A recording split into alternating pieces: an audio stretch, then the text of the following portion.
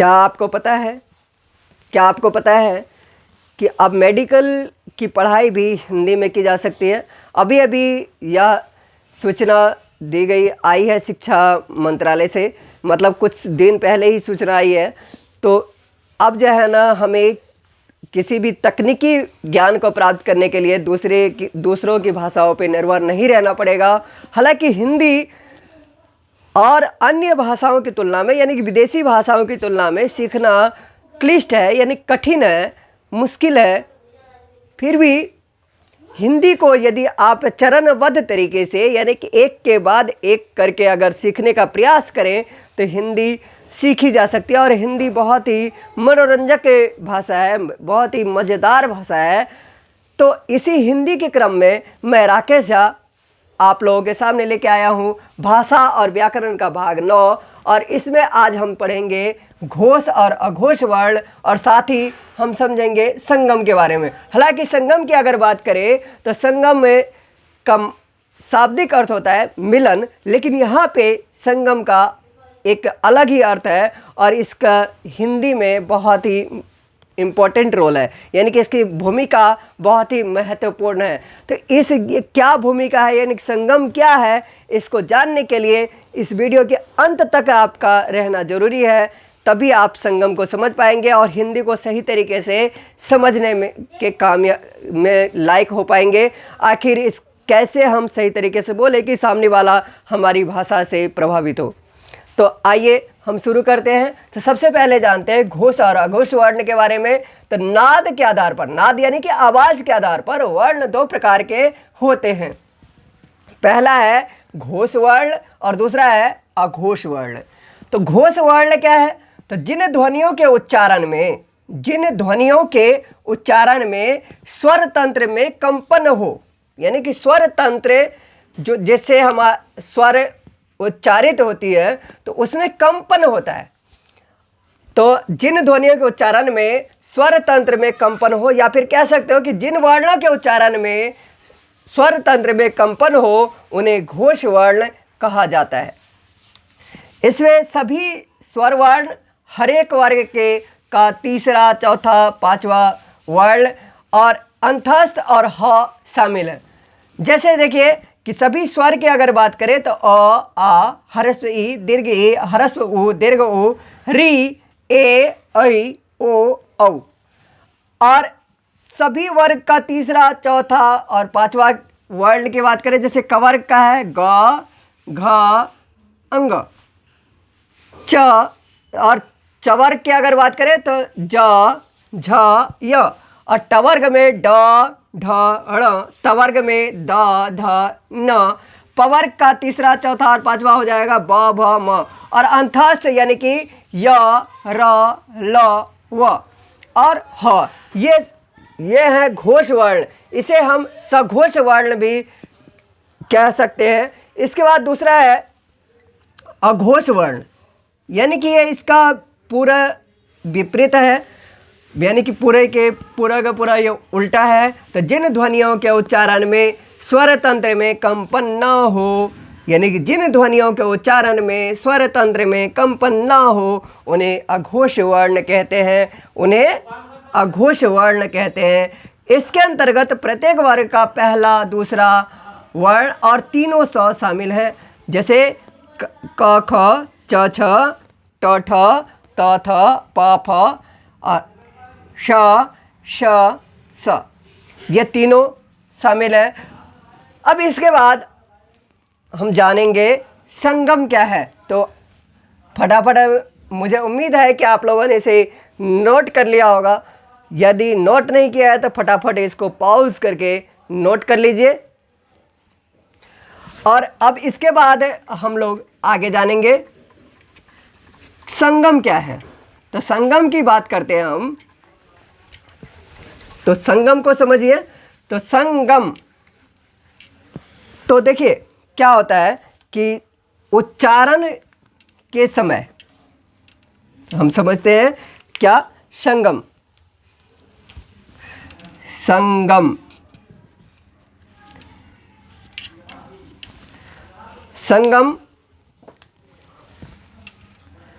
उच्चारण करने की स्थिति में, उच्चारण करने की स्थिति में, उच्चारण करने की स्थिति में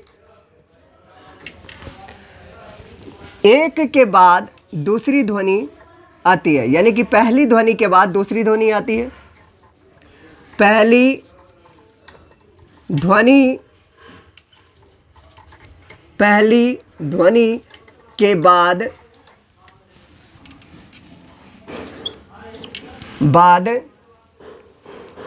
दूसरी ध्वनि आती है। दूसरी ध्वनि आती है, दूसरी ध्वनि आती है। और अगर इसके और इन ध्वनियों के बीच आती है, और इन ध्वनियों के बीच, और इन ध्वनियों के बीच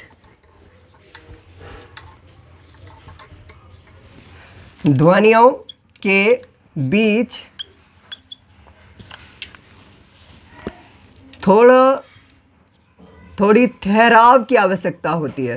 ठहराव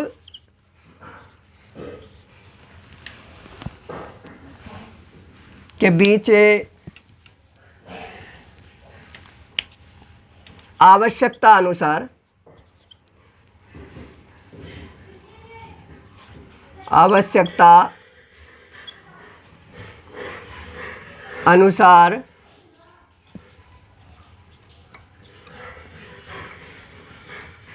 ठहराव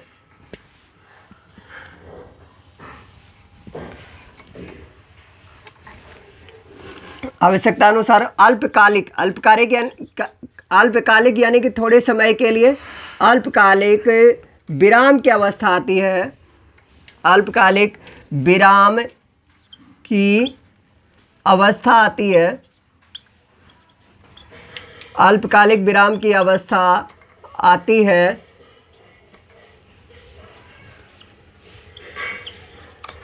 जिसे संगम कहा जाता है। जिसे संगम कहा जाता है। जिसे संगम कहा जाता है।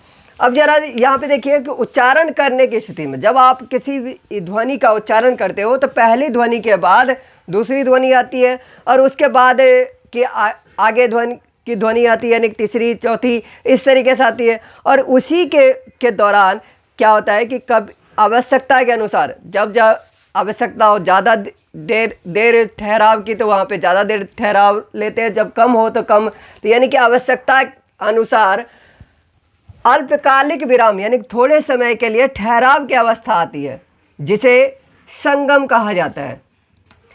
और यह संगम की अगर बात करें तो संगम दो प्रकार से हो सकता है। संगम दो प्रकार से, यानी कि ये जो ठहराव होता है ये दो प्रकार से होता है।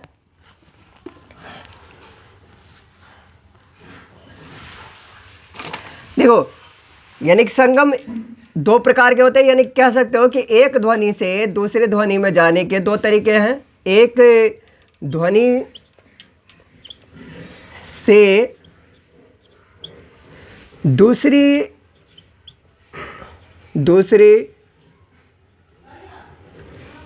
एक ध्वनि से दूसरी ध्वनि पर जाने के दो तरीके हैं। दूसरी ध्वनि पर जाने के दो तरीके हैं। दो तरीके हैं। देखिए, एक ध्वनि से दूसरी ध्वनि पर जाने के दो तरीके हैं। पहला क्या है? पहला है कि कभी वक्ता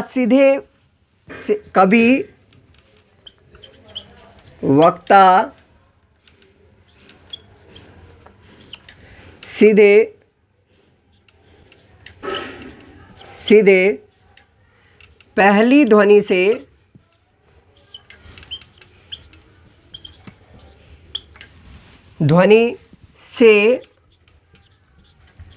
दूसरी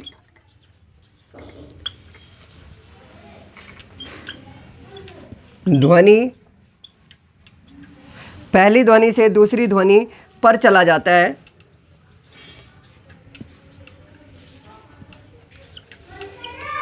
पहली ध्वनि से दूसरी ध्वनि पर चला जाता है। जैसे देखिए, जैसे तुम्हारे,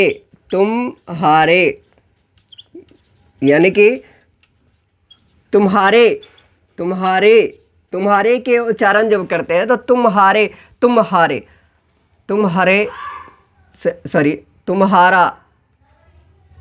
तुम्हारा होना चाहिए यहाँ पे, तुम्हारा। तो तुम्हारा में क्या होता है, तुम्हारा में फटाफट तुम और हारा दोनों एक के बाद एक आ गया, दोनों ध्वनि एक के बाद एक आ गई। तो अब यहाँ पे क्या हुआ कि एक तरीका ये है, और दूसरा तरीका है कि कुछ ज़्यादा समय लेता है। कभी वक्ता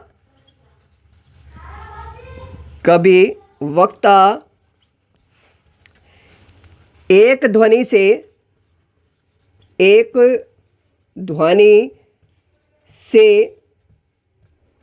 दूसरी ध्वनि पर जाने में थोड़ा ज़्यादा समय लेता है। ध्वनि पर जाने में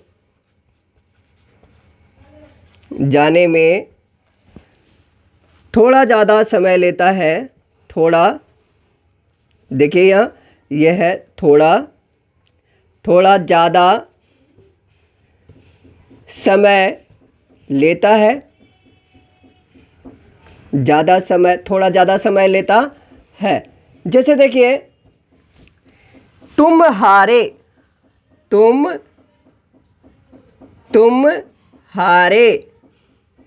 यानी कि तुम्हारे, तो यानी कि तुम्हारे का जब उच्चारण करते हो तो इसमें क्या होता है कि तुम्हारे, क्या तुम्हारे काम हो गए, तो तुम्हारे, तो यहाँ पे क्या हो रहा है कि थोड़ा ज़्यादा समय लिया जा रहा है। तो अब अगर इसके बाद की अगर बात करें तो जो ये आपका संगम है, इसको आप ऐसे समझ लीजिए कि संगम के लिए विराम चिन्ह की कोई आवश्यकता नहीं होती है। जब संगम होता है तो संगम के लिए विराम चिन्ह की आवश्यकता नहीं होती है। लेकिन क्या है कि इसके प्रयोग से भाव की स्पष्टता बहुत अच्छी तरीके से हो जाती है। यानी कि क्या कहने का भाव है, भाव की स्पष्टता होती है। जैसे कि इसके प्रयोग से शब्दों या वाक्यों के अर्थों में भिन्नता आ जाती है। इससे होता है क्या है, संगम की बात कर रहे थे, तो संगम के प्रयोग से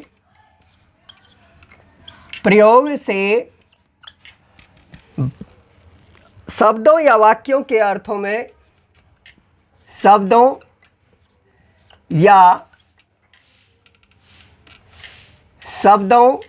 या वाक्यों के अर्थों में भिन्नता आ जाती है। शब्दों या वाक्यों के अर्थ में क्या आ जाती है, अर्थ में भिन्नता, यानी कि अलग अलग हो जाते हैं उसके अर्थ। शब्दों या वाक्यों के अर्थ में भिन्नता आ जाती है, भिन्नता आ जाती है।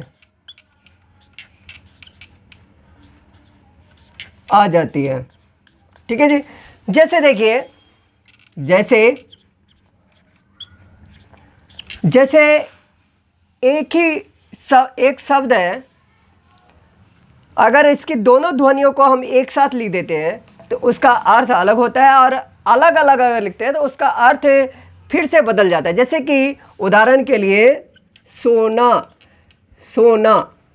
अब इसको हमने एक साथ लिख दिया तो अब इसका मतलब होगा स्वर्ण, स्वर्ण यानी कि जिसको आप अंग्रेजी में कहते हो गोल्ड, यानी कि जिसकी ज्वेलरी बनती है, धातु है। और अगर आप इसी को अलग अलग करके लिखो, अलग अलग बोलो, सोना, सोना, सोना का मतलब मत सो, मत सो, मत सो। ठीक है।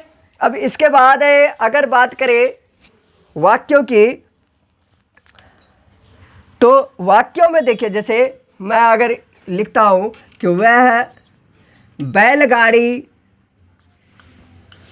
बैलगाड़ी खींचता है, वह बैलगाड़ी खींचता है।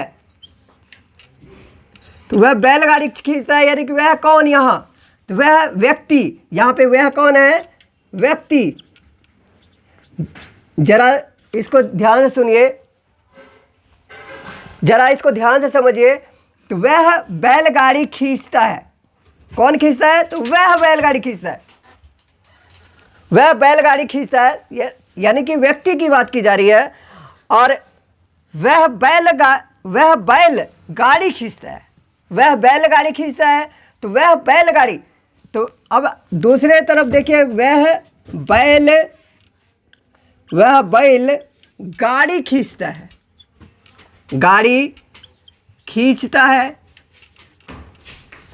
वह बैल गाड़ी खींचता है। वह बैल कौन, वह बैल गाड़ी खींचता है। तो अब देखिए सिर्फ संगम का ही प्रयोग है, और संगम के प्रयोग के आधार पे इसके अर्थों में भिन्नता आ रही है। यानी कि यहाँ पे बैल की बात की जा रही है, लेकिन यहाँ पे व्यक्ति की बात की जा रही है। तो यह है संगम की विशेषता, और संगम का इस तरीके से प्रयोग करेंगे। यानी कि देखिए एक ध्यान देने वाली बात इसमें यह है कि संगम प्रायः मध्य में होता है, या अल्पकालिक यानी थोड़े समय का भी हो सकता है, और दीर्घकालिक भी हो सकता है।